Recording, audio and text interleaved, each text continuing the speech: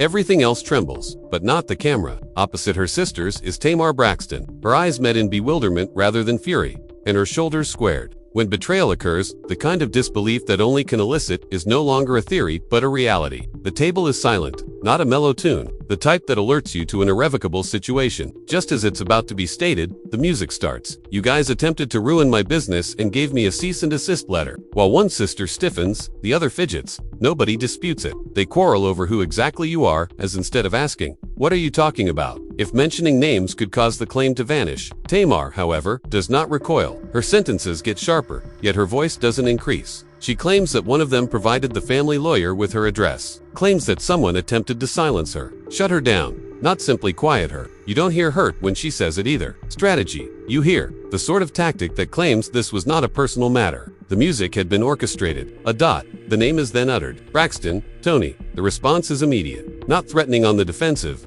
Tamar, don't mess with me. Don't mess with Tony. The table implodes rather than erupts. Not only did viewers hear a legal dispute while the incident played out in real time, something darker and more profound was heard by them, and a new theory emerged almost instantly. That contracts had nothing to do with the cease and desist. Music it has to do with hiding something. A secret about Tamar's health, a secret about Mendeecees, and a family that supposedly thinks she has HIV+. The clip became viral because of him. Then came the question, was this about concealing the truth or defending the brand? The words were intentional. They weren't yelled, flung, but rather acted as proof. There was no heart-to-heart with Tamar Braxton. Family denial was not something she was there to entertain. Her purpose was to set a record, and that record's initial entry was straightforward. You guys sent me a cease and desist and attempted to ruin my company. She sat up straight and stated it. Just accuracy. No sobs or swaying. Previously tense, the room seemed to hold its breath. They all understood exactly what she meant, not because they were perplexed. The atmosphere became clinical. A sister inquired, "Who's y'all?" as though a well-placed query may negate the impact of the previous statement. Tamar, however, didn't hesitate. She wished for them to hurry, because this was more than simply a letter to her. It was a betrayal presented in a formal manner. She went on, joining the lines one after the other. At times, they opted for quiet rather than assistance. How she got turned down for the trip to Tulum. How the cease and desist came with penalties rather than a discussion. She made it apparent that this was the reason they were no longer able to be sisters. Not at all. Then the fall. Among them, one referred to it as a sis and die. The impact was more powerful than the words. Tamar gave her an emotionless correction. A cease and desist was issued, and that was a powerful term in her universe. It indicated that someone had used the one tool that families are not allowed to use, lawyers, to move against her. She made no guesses. "I received the letter from y'all's family lawyer," immediately pushed away from the room. "The lawyer hasn't represented me in years," one sister retorted. A pre-made defense, but the stain couldn't be removed. Who paid the invoice was not a question Tamar was posing. She wanted to know who supplied her address to him. "This dude was given my address by one of you. That is a total violation." She wasn't angry when she said it. She said it incredulously because your address is more than just a place for someone like Tamar, who lives with cameras, fame, a bank, and perpetual vulnerability. It's your final line of defense to release it. That isn't reckless. That's deliberate. She referred to herself as a business, a vocalist, and a promoter, and she was extremely clear about one thing. The purpose of the letter was not merely to keep her quiet. It was dispatched to silence her, and nobody defended her when it got there. The true treachery was that the letter didn't make her sad. She was lamenting the consequences. Nothing. There was only silence, no message, no phone call, no denial, no apology. Additionally, that quiet, it was all in it. She described how the letter hampered her bookings, harmed her profession, and used the law as a weapon to corner her in her own career. The loss of trust, however, was more painful than the loss of gigs because her sisters didn't just stand by and let it happen. They supposedly made it possible. At that point, the name came up like a ghost. Braxton, Tony, a name that ought to have served as a shield, a sign of defense, and a testament to history. Tamar, meanwhile, saw it as just another door that had been shut. Tony Braxton has never supported you. She spoke with a weary confidence rather than hatred, something that had been aching to be said. Additionally, the instant it left her lips, everything was different. Nobody defended Tony. There was just one thing mentioned by everyone. That's not fair. Nobody said, "Don't talk about her like that. Don't mess with me. Control her. Don't mess with Tony." It wasn't a request. It served as a warning. Furthermore, it wasn't motivated by passion it was a result of fear. Fear of the next thing that will be said. Worry that Tamar wasn't playing a bluff. Because that threat wasn't a defense. There was fear that the one thing no one wanted the public to know was going viral. In the sand, it was a line. The response was immediate on the internet. No dispute was seen to the audience. They witnessed an epiphany. The rush of comments was filled with accusations rather than inquiries. She is attempting to communicate with us. They should just deny it, right? For what reason do they fear the discussion as opposed to the accusation? The idea that TV rights had nothing to do with the stop and desist quickly gained traction. It had nothing to do with branding. Control was the goal, as was preventing Tamar from saying anything genuine, private, or health. And all of a sudden, every pause, every query that was misdirected, every look that was turned away, felt like proof. Because Tamar did not mean her brand when she stated that her business was closed. She was referring to her voice.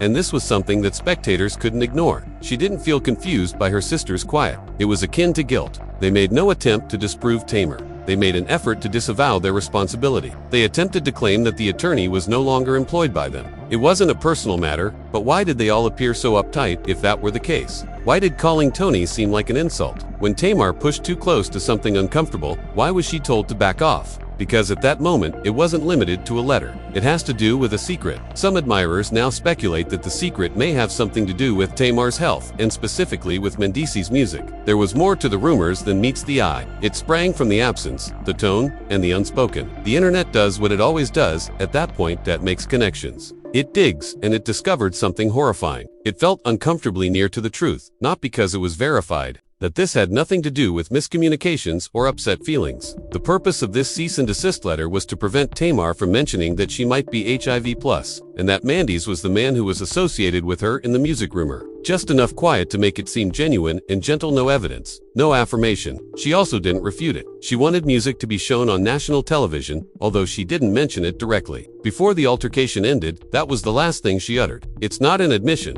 not a charge, but a plan. Snorts because you speak for yourself in public when your family won't utter your name in private. You raise your voice in front of millions of people and let the quiet speak for you. When they send you legal letters to silence you. The words were never said out loud by her. She didn't have to, though. There was already an unsaid circulating the room by the time Tamar Braxton had finished describing the harm the stop and desist had caused to her business and her place in the family. There was a piercing quiet, as if there were another person in the room. Nobody was willing to name it. The threat to her job, the address leak, the letter, and no one defended me on that line. At home, viewers started to re-watch the video, not because of the drama, but because of the telltale signs, such as the protective stances, the micro-reactions, and the failure to say anything that would support or refute the widespread suspicion that this was not a business matter. Containment was the key. The instant Tamar fell, you could really hear tension building in the editing room during the Tony Braxton phrase. Tony has never supported you. As though she had been carrying that sentence for years, she spoke it with composure and flatness. No one in that room attempted to disagree with the reality, thus it was neither a joke nor a punchline. They responded as though had pulled the pin on a live grenade instead. Not a single sister hesitated. Eyes locked, she snapped,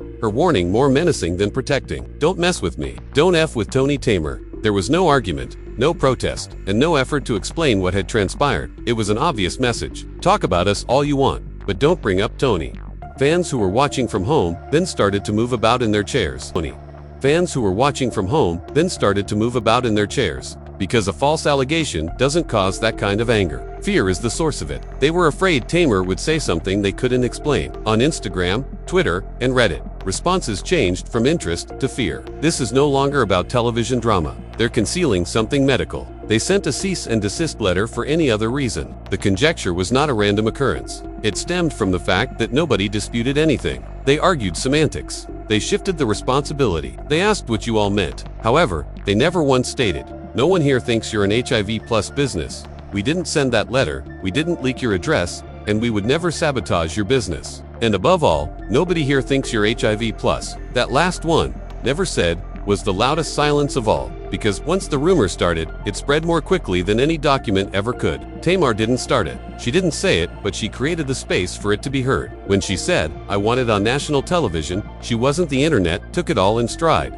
And commentators started posting reaction films that examined the video frame by frame. Some focusing on body language, some on the bluffing. That wasn't a request for attention. That was a decision, a reluctance to keep carrying a secret that wasn't hers to keep. Pattern of speech. But they all centered on the same notion that the cease and desist order was never intended to safeguard a brand, but rather to quell a rumor that, if spoken out loud, could ruin more than just a reputation. The theory circulated that Tamar had allegedly engaged in personal interactions with Mendeecees. The emotional stakes exploded when that theory collided with unsubstantiated rumors of a health diagnosis. Not because it was confirmed, but because it sounded credible in the context of what the audience saw, a woman surrounded by silence. a family, and public boundaries, and that someone in the family feared what else might come out if she continued talking. Fans were no longer waiting for confirmation. Instead, they were creating timelines, gathering reactions, reposting clips, and making connections between Tamar's seclusion and the timing of Mendeecees' legal troubles. Everything began to feel too planned, too practiced, more focused on image than healing. And the name Tony acted like a detonator the moment it was spoken. Tamar's expression as she said, "Nobody came to my defense." To clean, and when things are too clean in reality TV, the audience starts searching for what's been wiped. They go back to the fundamental moment. It was not melancholy, it was determined. The expression of a person who has made up her mind about what she was going to do. Therefore, she persisted in discussing being excluded and the damage to her career. Regarding how one of her own sent her address to a lawyer who was no longer even their attorney. Who has access to that kind of information? Which is why that particular detail lingered in everyone's mind. Why, and by whom is it delivered? A darker question began to be asked by fans. For what reason was Tamar receiving punishment? What had she said that caused her sisters to supposedly legally gag her, in addition to excluding her? Was it anything much larger, or was it just a filming? Something that's only discussed in whispers. Many observers believed that the answer was written in the silence. No defense, no denial, no attempt at reconciliation. At the mention of Toni Braxton, there is only a tight-coiled menace. Just distance, and just legal restrictions. And Tamar stayed calm through it all. Just declarations, no shouting, no breakdown. As though she was aware that the response would speak louder than anything she could say. Because if she did one thing, it was to make sure that everything was captured on tape. So the world would see her sister's reactions to, or lack thereof. And for that reason, the theory became stronger, because it becomes almost like an admission when someone says, "You tried to shut down my business. You gave out my address. You stayed silent while I was targeted." And no one disputes it. It isn't a threat when someone follows it up with, "I want it on national television." That tells the fans, the family, and the internet that the narrative is far from over. It's just getting started. And by the time the discussion starts to flow, whatever Tamar hasn't spoken yet may be the one thing they're all worried she will say itself. The emotional landscape was already charred. Tamar's words were a string of unchangeable statements rather than a single, uncontrollable scream. Furthermore, the material wasn't the most unsettling aspect. The lack of denial was the cause. She said that her sisters were using a stop and desist as a weapon. She claimed that her address had been leaked. She said that the closure of her company was imminent. And nobody on the other side of the table raised their voice to dispute that.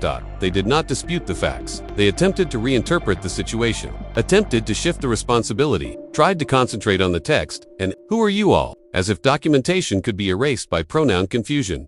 As though Tamar's legal threat was somehow more hurtful than her purpose. Confrontation was not the family's strategy. It was a deviation of, they were unwilling to face reality. They desired the moment, before Tamar uttered something even more damaging. It had already passed. But it was too late. Tamar had stated it quite clearly. She wanted this to be broadcast nationally. She breached the invisible bargain that was keeping this family's reputation intact with those comments. What had transpired no longer mattered. It concerned what the world saw. And what they saw was a room full of women who were obviously afraid of the truth. The rumors took a dramatic turn on the internet. Commentators ceased examining the statements. They turned their attention to what had not been mentioned. Tamar had claimed to be shut down. And not a single sister had disputed this. Nobody denied that someone had leaked her address. Furthermore, no one opposed the expanding hypothesis that was spreading like wildfire. Prove on social media that the cease and desist wasn't the true problem. Why they wanted her silenced in the first place was the true problem. By this point, Tamar's fallout was already associated with a very specific era on the internet. During this period, Mendeecees' identity began to surface not in the public eye, or directly but subtly through whisper networks, posts without captions,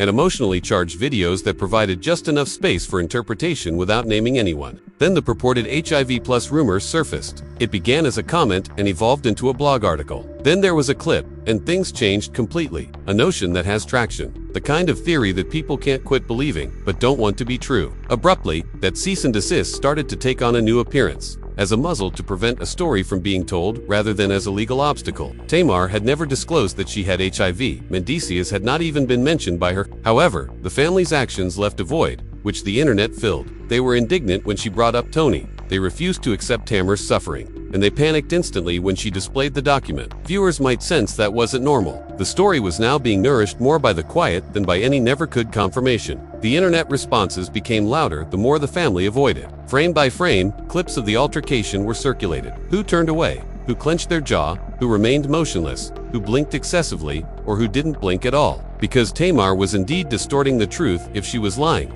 Narrative. Why wasn't she being corrected? Why did they not yell out the facts? Why were they merely attempting to silence her? At that point, the fans' attitude drastically changed. This was no longer a fight on reality TV. This cover-up was being exposed in real time, and it became clearer the more Tamar talked. They weren't in danger from her. From them, she was releasing herself. She had already dealt with the betrayal and put the romance behind her. She had no intention of repairing the family. The bridge was being burnt by her. They considered she wouldn't be able to ignite, and she believed that the only remaining ally she had in was the camera. Because she was alone behind the scenes, she was in charge on screen. Command over the story, command over the composition, command over the tone. She said it discreetly for that reason. She didn't recoil when they threatened her because of this.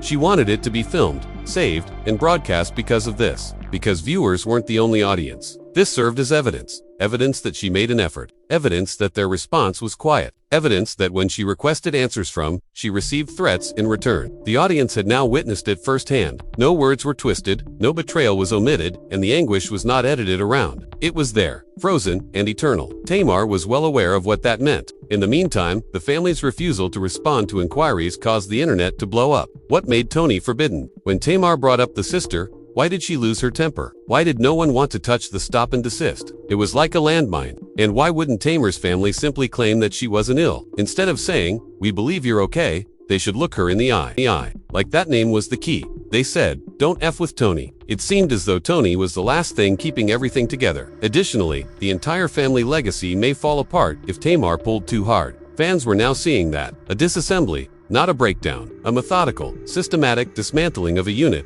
a brand, or a legacy. Worst of all, Tamar had lost her emotionality. She was intent. She had lost everything. Additionally, when someone has nothing left to lose, they begin to speak in ways that are impossible for a public relations staff to stop. She didn't shout because of this. She didn't have to. The floor was hers. The video was with her. The audience's eyes were on her. And every single person she faced remained silent. Silence was no longer a kind of protection.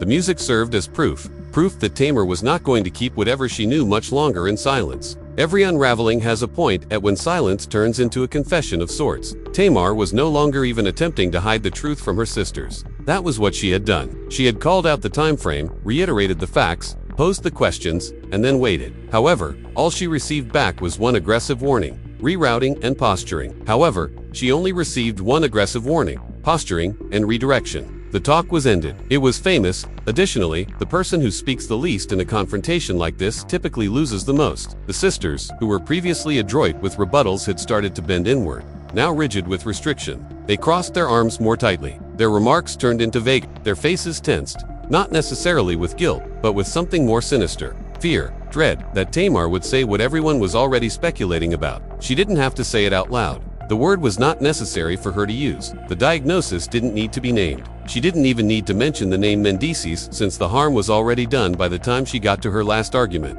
which was that everything had to be shown on national television. Not to her, but to them. The holes had been supplied by the internet. The quiet had fueled the rumor to the brink of exploding. The residue, the aftershock, the part of the controversy where people stop responding in real time and start internalizing what it all means, was all that was left. And this was what it meant. Tamar was thought to have contracted HIV. It was thought that Mendeecees was involved. And since the tale became explosive at that point, someone in that room didn't want the world to make the connection between those two concepts. Dangerous as well as outrageous. In addition to familial strife, medical shame, professional failure, and public humiliation. Additionally, people typically react transparently when they are terrified of a rumor. They have receipts with them. They have a clear voice. However, such was not the case here. They put her in danger. They transferred the responsibility by saying, "Don't F with Tony." Words were picked at. They stayed away from the center. Instead, they remained evasive, and it was the ambiguity, not the rumor, that made this moment menacing. No one stated, "This is a lie. This isn't real. She's healthy. This rumor is disgusting." This Braxton moment now lived in that dangerous in-between. Fans compared it online to other moments in reality TV history. Those episodes where something uncomfortable starts to leak into the performance. When the acting stops, when the production can no longer cover it. When what was supposed to be a storyline becomes a liability. For Tamar, this was about what the rumor revealed, not the medical accusation or the affair theory, but the fact that no one shielded her and that someone turned her over to a lawyer when she was most in danger. It's just drama, and someone might actually get hurt. She didn't say it to destroy them, but to survive them. That when her name was attacked, not only her reputation, but also her health, her dignity, and her safety responded with legal distance. that when she needed clarity the most, someone delivered a silence so calculated that it became louder than any scream. Because when she entered that meeting, she wasn't there to apologize. Rather, she was there to gather witnesses. She wanted the public to witness what happened when she spoke the truth. How it wasn't refuted but rather diverted, and how her closest friends and family didn't disagree with her. They avoided her, and that was what really got people on the internet upset. Instead of being upset about the rumor, fans were upset about how it was handled. The threat, the silence, and the change in tone. They could sense that Tamar had gone too far. It wasn't a moral or legal or familial line. By breaking the one unwritten rule, protect the image at all costs, she revealed the true family secret, which was not a health crisis or an affair but rather a code of silence, so strict that anyone who dared to speak outside of it was punished. When Tamar said, "I want it on national television. Gee, if no one is going to defend me, if everyone is going to act like this didn't happen, then let's put it on camera," she said, raising the alarm without making a request. "Let us document it. After it airs, we'll see who attempts to spin it." That's what made this moment special. Not the charge, not the gossip, but the assurance in her voice. Because when people lie, they don't look like this.